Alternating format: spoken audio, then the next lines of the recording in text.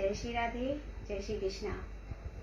ओम ब्रह्मानंदाय नमः, ओम विश्वानंदाय नमः। जय लोधेश्वर, जय अवंती। हार्दिक इच्छा हुई कि एक वीडियो बनाया जाए तो हाजिर हूँ। सभी लोधी भाइयों से एक आग्रह, जहाँ मध्य प्रदेश में हमारी लोधी जाति की मातृशक्ति पर ब्राह्मणों द्वारा, पाखंडियों द्वारा बलात्कार जैसे अत्याचार हो रहे हैं, वही लोधी भाइयों द्वारा विरोध करने पर हमारी संपूर्ण लोधी जाति की मातृशक्ति पर एक प्रश्न उठाया जाता है इन पाखंडियों द्वारा, ब्राह्मणों द्वारा।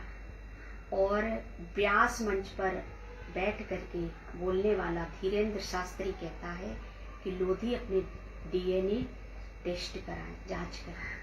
तो हमारी लोधी जाति की मातृशक्ति पर, उनकी पवित्रता पर, उनके चरित्र पर उसने सवाल उठाया और उसका गुरु संत रामभद्राचार्य व्यास मंच पर बैठ करके अपने शिष्य का 1000% समर्थन करते हुए नजर आ रहे हैं। इतना कुछ होने पर उत्तर प्रदेश के लोधी राजनीतिक लोग क्या कर रहे हैं? जो बड़ी बड़ी सभाओं में जाकर के, लोधी महासभाओं में जाकर के लोधी जिंदाबाद, एकता का नारा लगाते हैं, और वो पीछे क्या कर रहे हैं? रामभद्राचार्य जी की कथा होती है इटावा शहर में, और वहां के राजनीतिक लोग उस पाखंडी ब्राह्मण को अपनी गाड़ी में बिठा करके, घुमा करके अपना सौभाग्य बता रहे हैं। कई राजनीतिक लोग, कई नेता, लोधी नेता उसके पंडाल में बैठ करके जोर जोर से ताली बजा करके और सेल्फी लेकर के सोशल मीडिया पर पोस्ट कर रहे हैं और अपने आप को सौभाग्यशाली बता रहे हैं। कुछ राजनीतिक लोग उसके तलवे चाटने को अपना सौभाग्य बता रहे हैं। आप शायद नहीं जानते होंगे क्योंकि आपने इनका वीडियो नहीं सुना होगा। रामभद्राचार्य जी का एक वीडियो आता है और उसमें वो बड़ी बड़ी बात कह रहे हैं। राम, कृष्ण, प्रहलाद, नारद, व्यास आदि ब्राह्मणों का उदाहरण दे रहे हैं। लेकिन रावण, कुंभकर्ण, हिरण्याकश्यप, इनकी तो बात वो कर ही नहीं रहे हैं। ये कौन थे?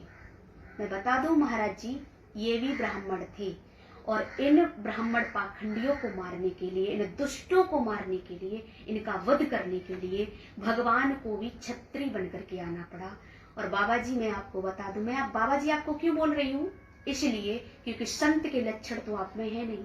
क्योंकि व्यास मंच पर बैठ करके जो जाति सूचक शब्द का प्रयोग करें और बार बार जो आप लोधी लोधी लोधी कह करके हमको संबोधित कर रहे थे व्यास मंच से, तो वो संत कैसा जिसमें समानता ना हो?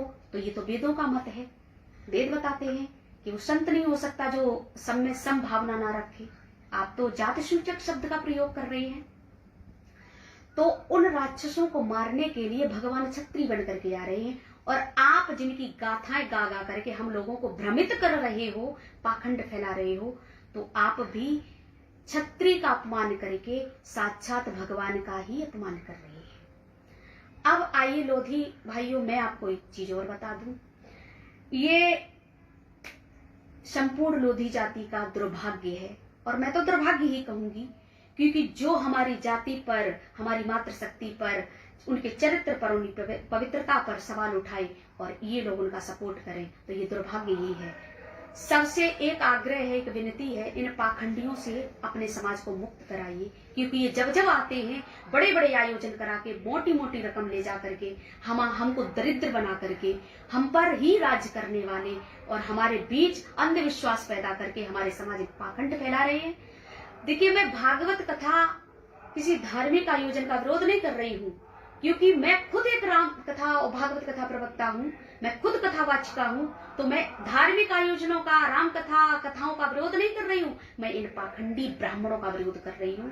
जितनी जल्दी हो हमारे समाज को ब्राह्मणों से, पाखंडियों से मुक्त कराओ। कई एक लोधी जाति में भी कथा प्रवक्ता है, लेकिन कोई निकल करके सामने नहीं आता। क्यों नहीं आते? इसलिए नहीं आते क्योंकि इन्हें लालच है, इनके कार्यक्रम होंगे, इन्हें पैसा मिलेगा, इन्हें धन कमाने की आवश्यकता है। लेकिन मैं बता दूं आपको, मुझे ना ही धन की आवश्यकता, ना ही कार्यक्रमों की आवश्यकता है।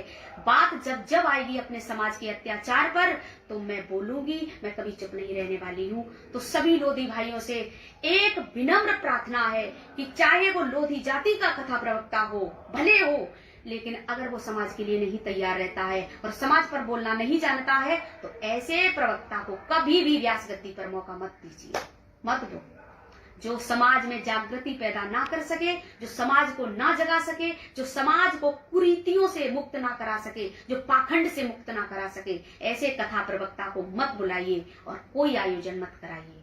जो इसके योग्य है बस उसको मौका दीजिए। तो ज्यादा कुछ ना बोलते हुए बस चलते चलते एक आग्रह, एक अनुग्रह, एक विनती करते हुए कि जाग जाइए, लोधी समाज, इसी में हमारी भलाई है। पाखंड से हम लोग मुक्त हो जाएं, ब्राह्मणों से मुक्त हो जाएं, क्योंकि ये सिर्फ हमारा बुरा ही सोचते हैं, कभी भला सोचने वाले नहीं। इसलिए जय श्री राधे, जय श्री कृष्ण।